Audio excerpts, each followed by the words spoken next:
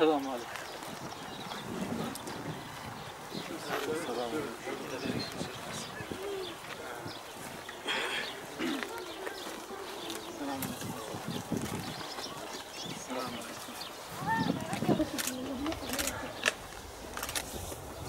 Öyle olmadan tadı yoktu ama kongremizi yaptık. Bir rafa borcumuz var. Geçerken eve gitmeden önce bir kardeşimizi ziyaret edelim. İnşallah onun emanetini yere düşürmeyiz.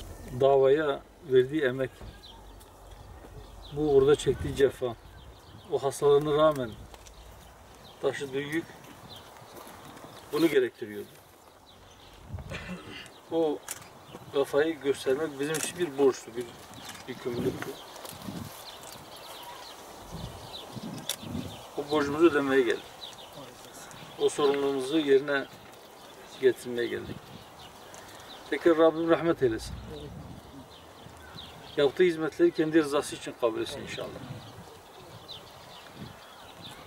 Ben öyle inanıyorum ki onu tanıyan insanlar hala ona dua ediyorlar.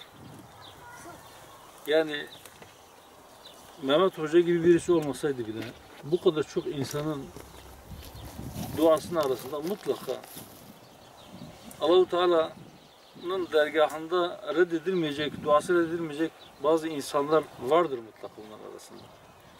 Öyle temenni ediyorum, öyle ümit ediyorum, öyle inanıyorum. Belki kendisi hiçbir şey yapmamış olsaydı da, bu kadar hizmeti olmasaydı da, bu kadar insanın duası inşallah onun makamını yükseltmeye yetecekti diye ümit ediyorum. Kaldı ki Mehmet Hocam gerçekten o kısa hayatına çok hizmet sığdırdı, çok şey sığdırdı. Tekrar diyorum ki o yaptıklarını Allah-u Teala kendi rızası için kabul etsin.